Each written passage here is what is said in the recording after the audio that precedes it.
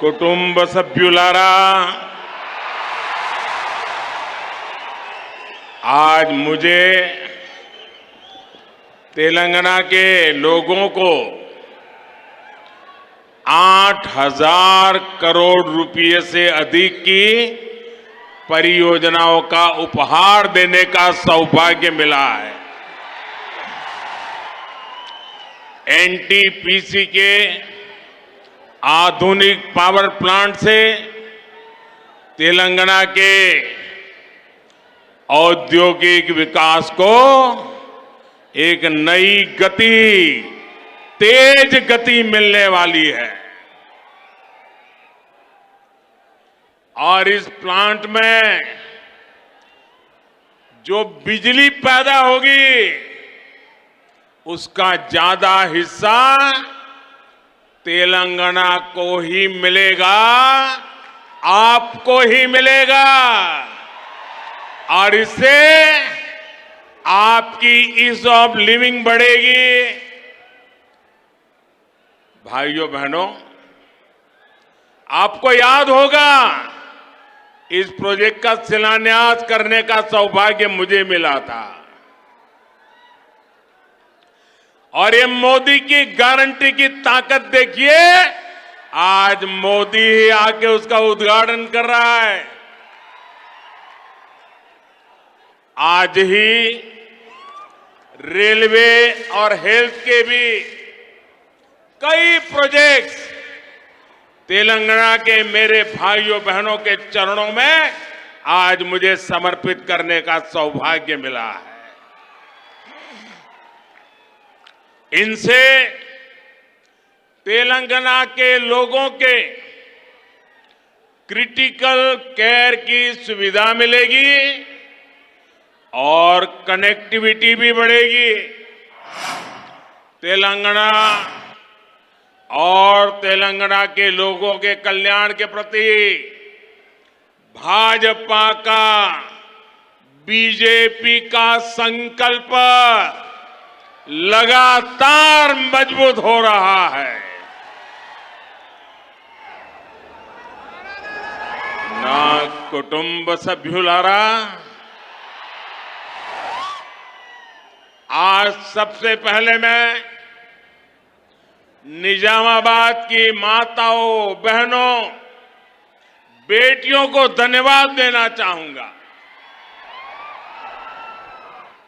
और आज यहां इतनी बड़ी तादाद में माताएं बहनें स्वागत करने आशीर्वाद देने आई, उससे बड़ा जीवन का सौभाग्य क्या होता है। तेलंगाना की मेरी बहनें एक बड़ी क्रांति का हिस्सा बनी है। तेलंगाना की मेरी बहनों ने इतिहास बनाया है। कुछ ही दिन पहले संसद में नारी शक्ति वंदन अधिनियम पास हो गया है। कांग्रेस और उसके इंडी अलायंस, एक घमंडिया गठबंधन 30 साल से उसे रोककर बैठे थे। उनको किसी की परवाह नहीं थी, भांति भांति के चालाकियां करते थे, दिखावा करते थे और खेल दूसरा खेलते थे। लेकिन इस बार ये मेरे देश की माताओं बहनों की ताकत देखिए, नारी शक्ति की संगठित ताकत देखिए कि सारे घमंडिया लोगों को ये संसद के अंदर नारी शक्ति वंदन अधिनियम को मजबूरी से समर्थन करना पड़ा है। ये इसलिए हो पाया क्योंकि तेलंगाना की महिलाओं ने, मेरे देश की माताओं बहनों ने साथ मिलकर वोट की शक्ति से, अपने एक एक वोट से माताओं ने उसके इस बेटे को मजबूत बनाया है, बहनों ने उनके इस भाई को मजबूत बनाया है, और माताएं बहनें आपने मजबूती दी है, इसलिए मजबूती से ये आपका बेटा काम कर पा रहा है।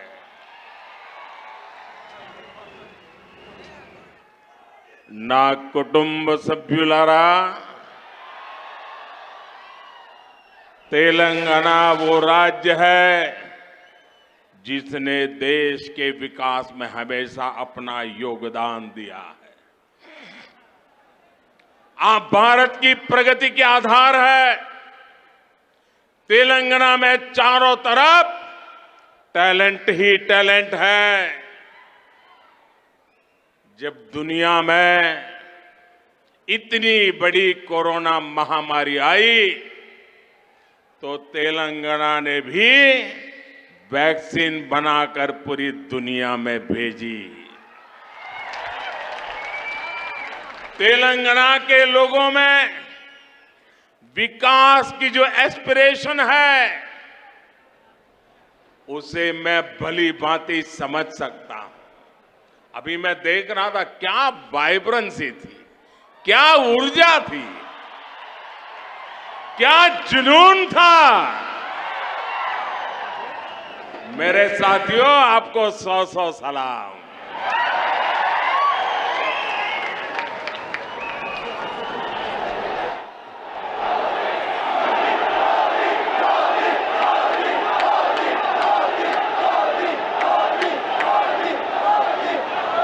केंद्र सरकार में रहते हुए हम तेलंगाना के लिए जितना कर सकते हैं वो हम लगातार कर रहे हैं। आपको याद होगा ना,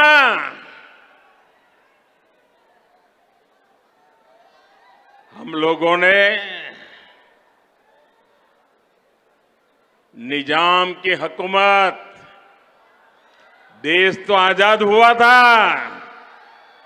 लेकिन हमारा ये हैदराबाद और ये सारा इलाका आजाद नहीं हुआ था। निजाम अड़ंगे लगा करके बैठा था कि नहीं बैठा था? बैठा था कि नहीं बैठा था? एक गुजराती बेटा सरदार वल्लभ भाई पटेल, उसने ताकत का परिचय दिया और आपकी आजादी को पक्का कर दिया। आज दूसरा गुजराती बेटा आपकी समृद्धि के लिए आया है, आपके विकास के लिए आया है, आपकी भलाई के लिए आया है। हमने तेलंगाना में नेशनल हाईवेज, नई रेल लाइनों, नए अस्पतालों का निर्माण किया है। भाजपा सरकार ने यहां बीआरएस सरकार को तेलंगाना के विकास के लिए भारी धनराशि भी दी है, लेकिन दुर्भाग्य से बीआरएस ने तेलंगाना के लोगों के लिए भेजा जो पैसा भेजा ना, उसमें भी लूट चलाई। लूट सके तो लूट, यही उनका मंत्र है। ना कुटुंब सभ्युलारा, भारत जैसे लोकतंत्र देश में प्रजा का महत्व होना चाहिए, परिवारवादियों का नहीं। और इन्होंने तो लोकतंत्र को लूट तंत्र बना दिया है, प्रजातंत्र को परिवार तंत्र बना दिया है। तेलंगाना के निर्माण के लिए हजारों परिवार संघर्ष करते करते तबाह हो गए। अनेकों नौजवानों ने बलिदान दिया, माताएं बहनों ने मुसीबतें झेली,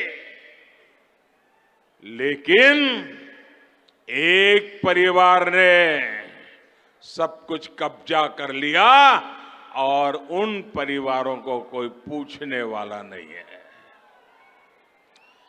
तेलंगाना में बस एक ही परिवार ने यहां के लाखों परिवारों के सपनों पर कब्जा कर लिया है। वर्तमान तेलंगाना में या तो केसीआर खुद है, या उनके बेटे हैं, या उनकी बेटी है, या उनके भतीजे हैं, या उनके भांजे हैं, या चाहे उनके ससुराल वाले हैं। कोई बचा ही नहीं है, बस यही काम, लूटो।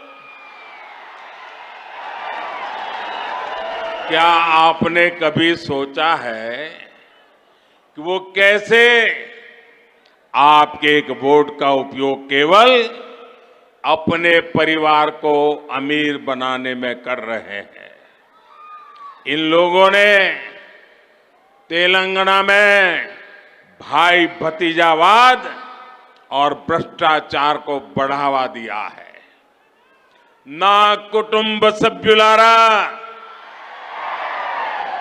परिवारवाद का सबसे बड़ा नुकसान देश के युवा को उठाना पड़ता है।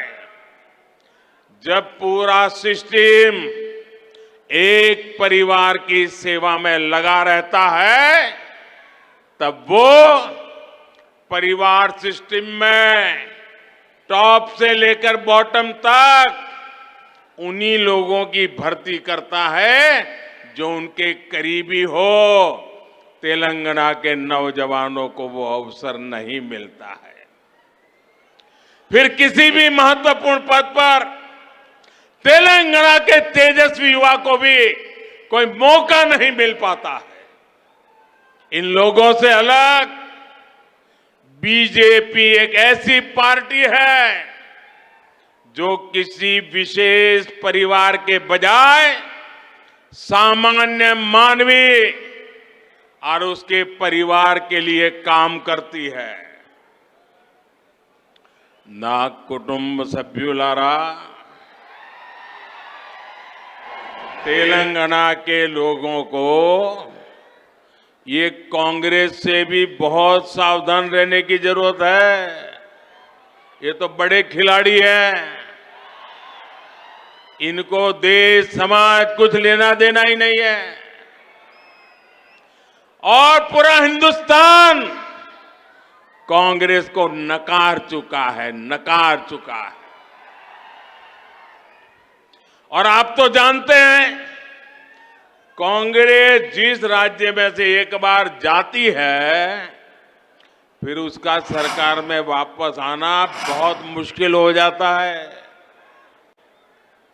और इसलिए कांग्रेस की कोशिश किसी भी तरह वोटों का बंटवारा करने का कॉन्ट्रैक्ट लिया है, और बीआरएस कांग्रेस को वोटों का बंटवारा कराने के लिए तिजोरी खुली करके बैठ गई है। पर्दे के पीछे खेल चल रहा है, बैकडोर एंट्री। ये बीआरएस और कांग्रेस की भरपूर चल रही है। इसके लिए वो राज्य की अन्य कमजोर पार्टियों को अपना सहारा बना रहे हैं। आज जब तेलंगाना में बीआरएस की हार तय है, बीआरएस का पराजय तय है, बीआरएस का जाना तय है,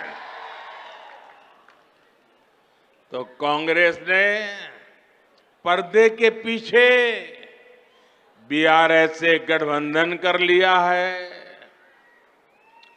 कर्नाटका चुनाव में बीआरएस ने कांग्रेस की जमकर मदद की थी और अब इस चुनाव में कांग्रेस अपना कर्ज उतार रही है, क्योंकि कर्नाटक में भरपूर खजाना, ये तेलंगाना की जनता से लूटा हुआ माल कर्नाटका में कांग्रेस को दे दिया गया ताकि वहां कांग्रेस जीत जाए, फिर उसको मिलकर के तेलंगाना में जिल जाए। ये बीआरएस खेल करती है भाइयों।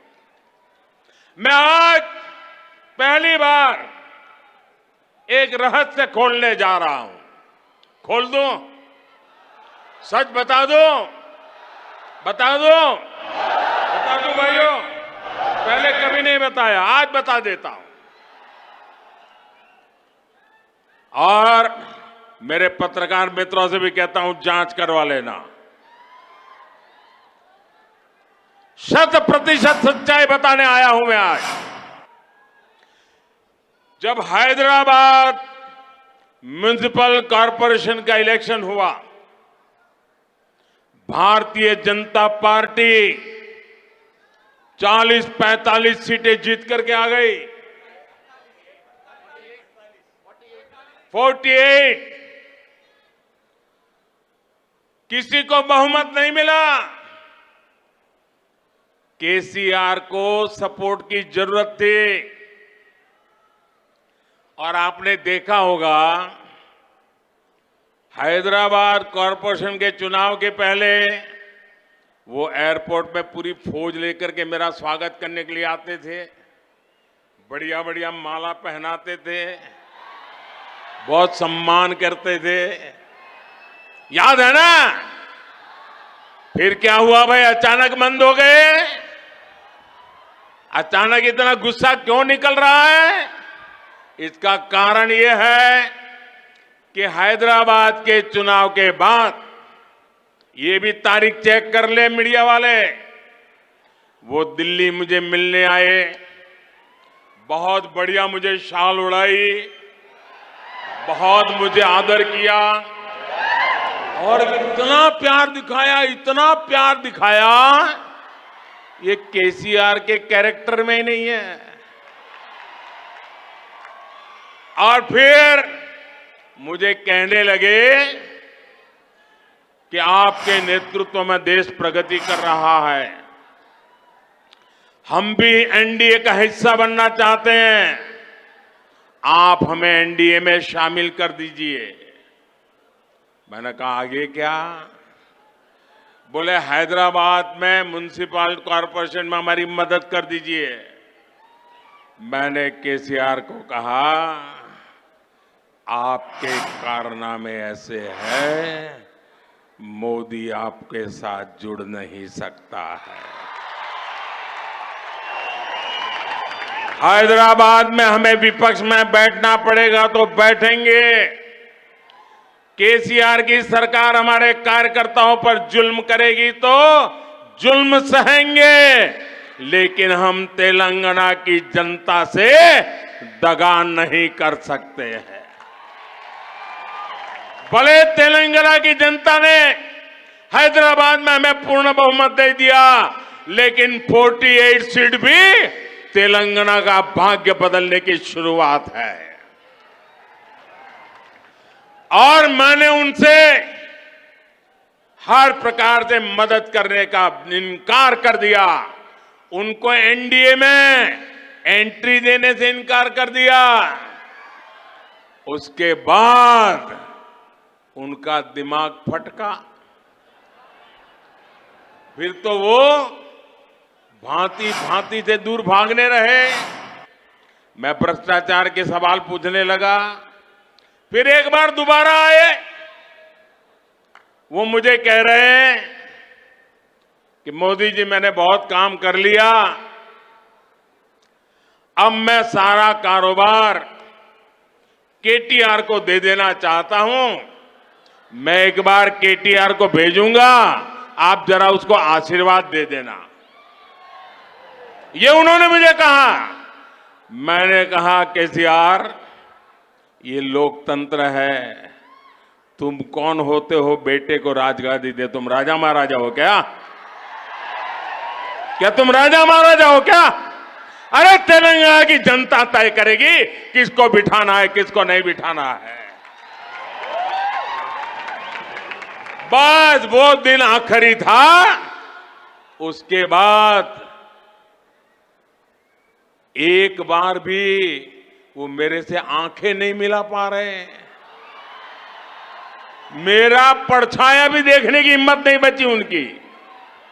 आप देखा, अभी मैं सरकारी कार्यक्रम करके आया, कोई भ्रष्टाचारी मेरे बगल में बैठ करके मेरा ताप सहन नहीं कर सकता है, इसलिए भाग रहे हैं।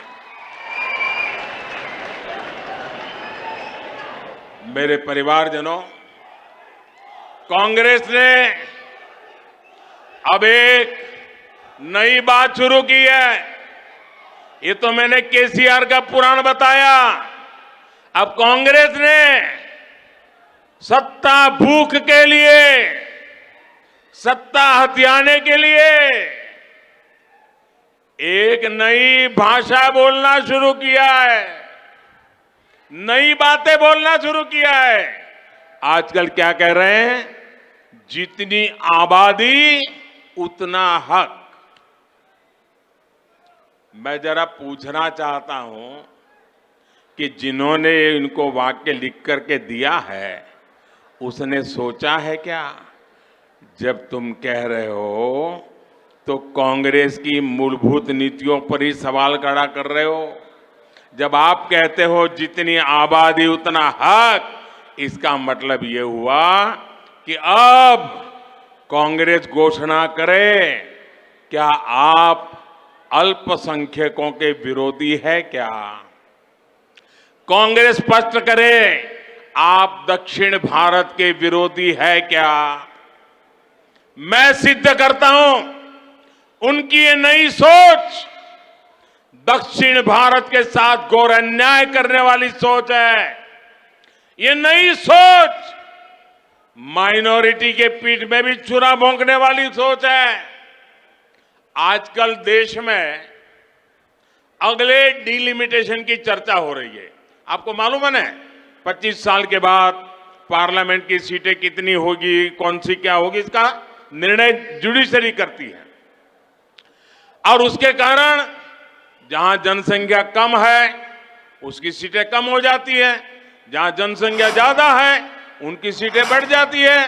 अब हमारे दक्षिण भारत के सभी राज्यों ने जनसंख्या वृद्धि को रोकने में बहुत बड़ी देश की मदद की है। अब कांग्रेस का नारा ऐसा है कि जिसकी जितनी आबादी उतना उसका हक। इसका मतलब अब कांग्रेस दक्षिण भारत के संसद सदस्यों की संख्या कम करने का नाटक करने जा रही है, खेल खेलने जा रही है। क्या दक्षिण भारत इसको स्वीकार करेगा?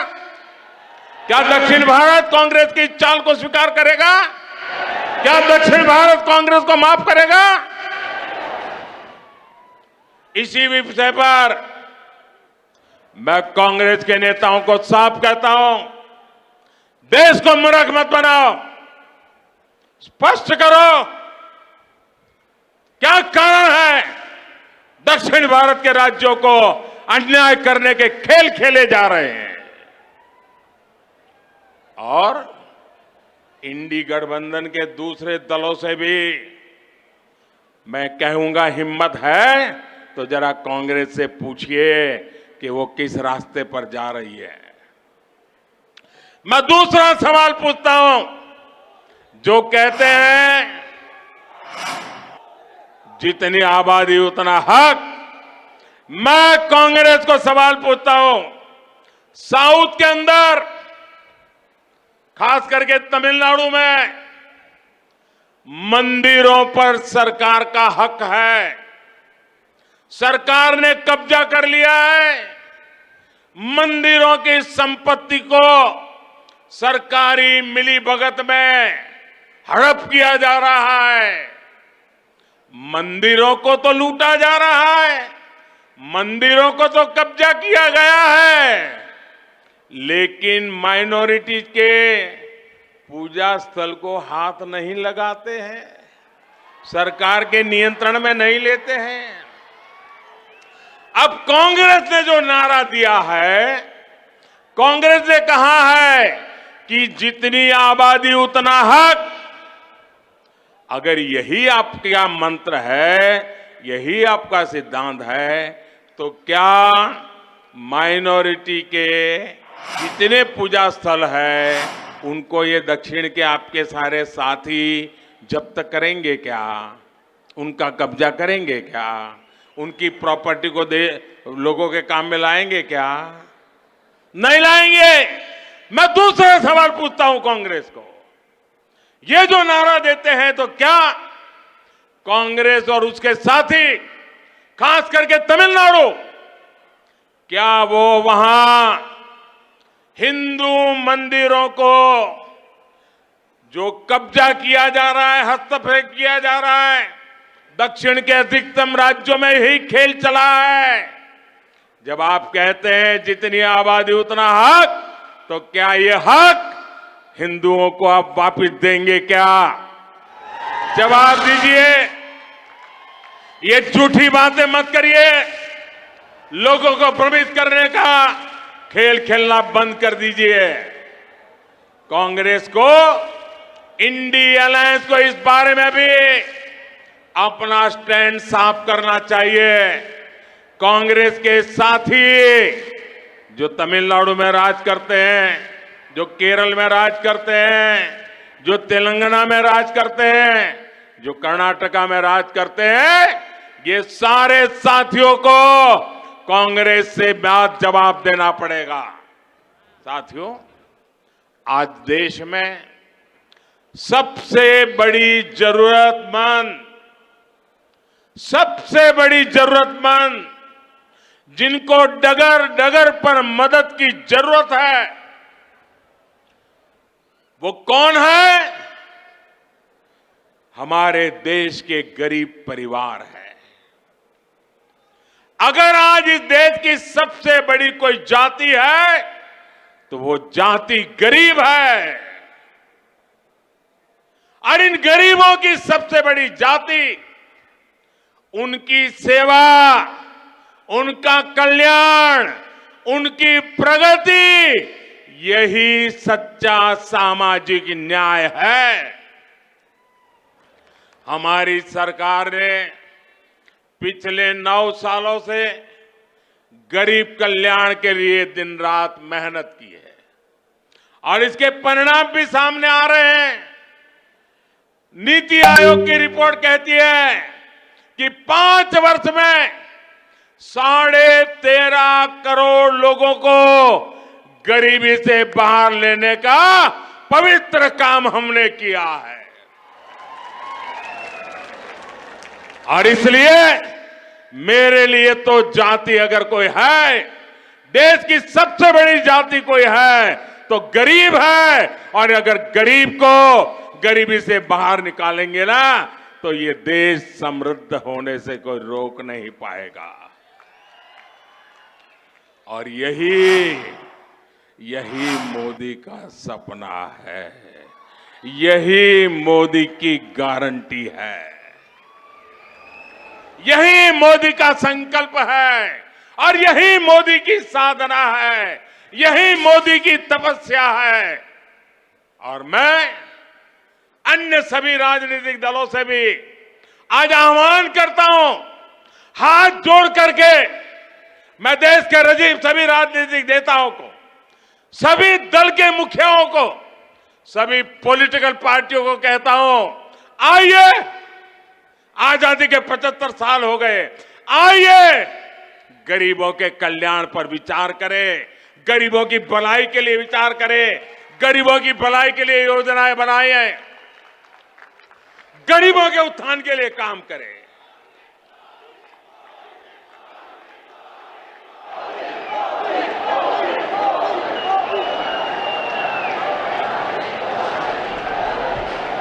నా కుటుంబ సభ్యులారా,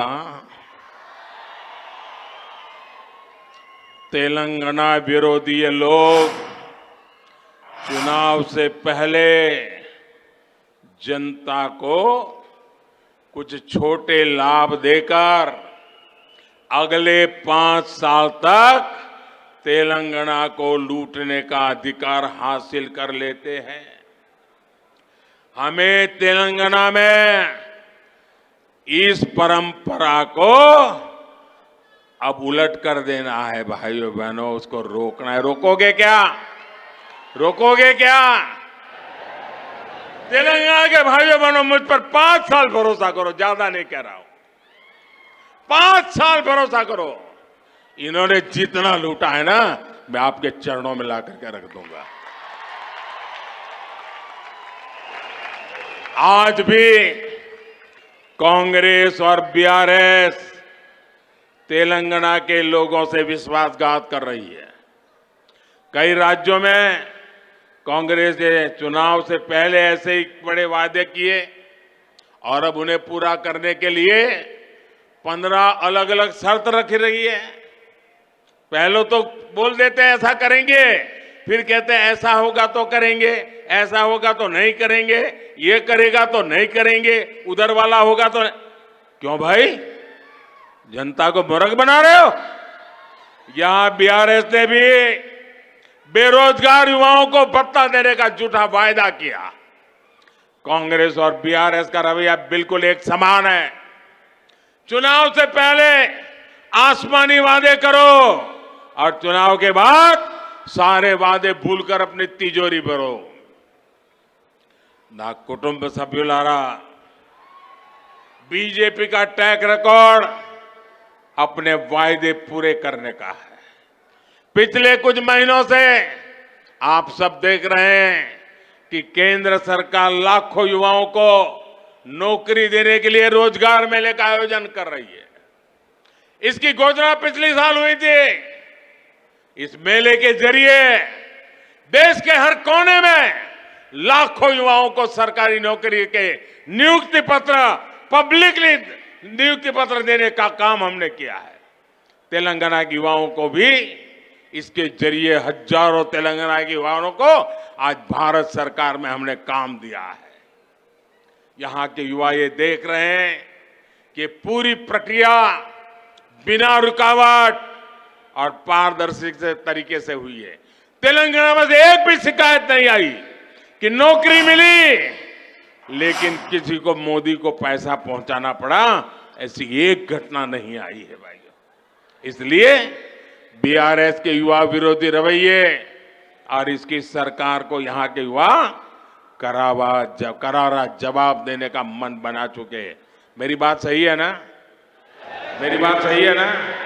युवाओं ने तय कर लिया है ना, ये जाएगा ना, बीआरएस जाएगी ना, पक्का जाएगी ना। मैं तेलंगाना के युवाओं से भी कहूंगा, हमारे युवाओं को निराश होने की जरूरत नहीं है। मेरे नौजवान साथियों, ये मोदी की गारंटी है, आपको निराश होने की जरूरत नहीं है। भाजपा सरकार आते ही बीआरएस के पापों को मैं एक एक खोल करके रख दूंगा। उनकी सारी बुराइयों को निकाल करके रहूंगा और अभियान के तौर पर करके रहूंगा, क्योंकि मैंने अपनी आंखों से देख रहा हूं कैसे लूट रहे हैं। यहां के युवाओं के लिए केंद्र सरकार ने 2 दिन पहले ही एक सेंट्रल ट्राइबल यूनिवर्सिटी की स्थापना की, ऐलान किया। इस विश्वविद्यालय का नाम आदिवासी देवियां समक्का सारक्का के नाम पर रखा जाएगा। इस पर करीब 900 करोड़ रुपए खर्च होंगे।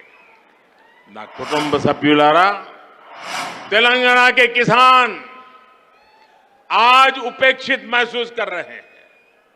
बीआरएस गवर्नमेंट ने उनके साथ फिर हर वादे को तोड़ा है।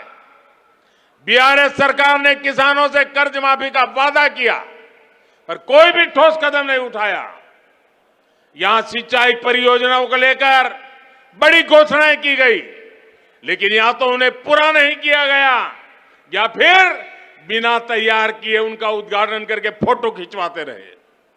दूसरी तरफ पिछले कुछ वर्षों में भाजपा ने न सिर्फ किसानों की मदद का वादा किया, बल्कि 40 लाख किसानों के खातों में करीब 10,000 करोड़ रुपए ट्रांसफर किए, कोई कटकी नहीं, कोई कमीशन नहीं, कोई चोरी नहीं।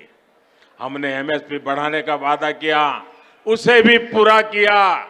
ये मोदी की गारंटी है, पूरी करके रहता है। ना कुटुंब सभ्युलारा, हर जिले के किसी एक उत्पाद को बढ़ावा देने के लिए, उसका उत्पादन और एक्सपोर्ट बनाने के लिए केंद्र सरकार वन डिस्ट्रिक्ट वन प्रोडक्ट योजना चला रही है। इस योजना के तहत निजामाबाद के हल्दी को प्रमोट किया जा रहा है। और हल्दी की जब बात आती है ना, मैं खास करके मेरी तेलंगाना की बहनों को आज शत शत नमन करना चाहता हूं। मैं तेलंगाना की किसान माताओं के चरण मेरे माथे पर लेता हूं। उस चरण रज से मैं अपने आप को एक पवित्र प्रसाद के रूप में ले रहा हूं। क्यों? क्योंकि सिर्फ तेलंगाना की माताएं बहनें हल्दी की खेती में दिवस रात मेहनत करती, इतना ही नहीं, वो खेती की पैदावार करती, ऐसा नहीं, लेकिन कोविड के समय हल्दी ने दुनिया के बहुत लोगों को राहत दी है। पूरी दुनिया में हल्दी पहुंची है।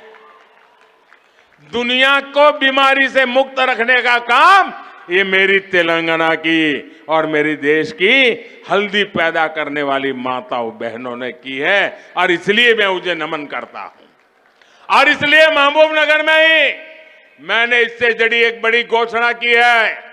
हमने किसानों से किया एक और वादा पूरा कर दिया। हल्दी उगाने वाले किसान भाइयों के लिए, उनके विकास के लिए अब देश में नेशनल टर्मरिक बोर्ड, उसका गठन किया जाएगा। ये बोर्ड हल्दी की उपज को देश और दुनिया के अलग अलग हिस्सों में विस्तार देने में मदद करेगा। इस निर्णय का बड़ा लाभ तेलंगाना के किसानों को भी होगा। मैं एक बार फिर तेलंगाना के किसानों को, निजामाबाद के किसानों को और खास करके हल्दी के खेत में काम करने वाली मेरी लाखों माताओं बहनों को आज टर्मरिक बोर्ड के लिए बहुत बहुत बधाई देता हूं। ना कुटुंब सभ्युलारा, आप बीजेपी को एक मौका दीजिए। मुझे आपकी सेवा करने का मौका चाहिए।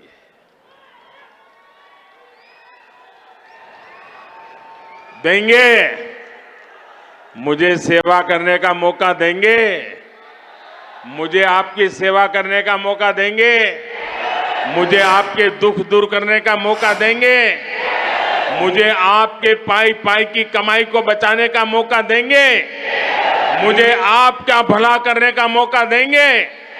मुझे तेलंगाना के तरुणों का, नौजवानों का, यूथ का भला करने का मौका देंगे? आपका ये इच्छा उमंग मेरा वादा है। जो कहा है वो करके रहूंगा। हम दिखाएंगे कि तेलंगाना कितनी ऊंचाई पर जा सकता है। बीजेपी तेलंगाना के विकास के लिए पूरी ईमानदारी से काम करेगी। तेलंगाना में डबल इंजन की सरकार बन गई तो यहां का विकास भी डबल ताकत से, डबल तेजी से, डबल गति से होने वाला है। बीजेपी तेलंगाना की लूट बंद करेगी।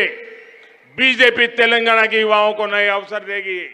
बीजेपी तेलंगाना की महिलाओं को मान सम्मान और सुरक्षा देगी। बीजेपी तेलंगाना में ईमानदार और पारदर्शी शासन लाएगी। ना कुटुंब सभ्युलारा, चाहे गरीब हो, युवा हो, महिलाएं हो या किसान हो, भाजपा समाज के हर वर्ग के कल्याण को लेकर प्रतिबद्ध है। मुझे यकीन है कि तेलंगाना के लोग अभूतपूर्व स्नेह और सहयोग का आशीर्वाद हमें देते रहेंगे। मैं भाजपा के प्रत्येक कार्यकर्ता से भी कहूंगा, हर बूथ को जीतिए, हर बूथ पर लोगों का दिल जीतिए। कमल घर घर पहुंचे, कमल हर दिल में पहुंचे। कमल के दिल में हर तेलंगाना का नागरिक और तेलंगाना के हर नागरिक के दिल में कमाल। हम मिलकर तेलंगाना के लिए लोगों की आकांक्षा पूरी करेंगे। इसी विश्वास के साथ इतनी बड़ी तादाद में आपका आना यही हवा का रुख बता देता है। बहुत बहुत धन्यवाद। मेरे साथ जोर से बोलिए भारत माता की, भारत माता की, भारत माता की। बहुत बहुत धन्यवाद।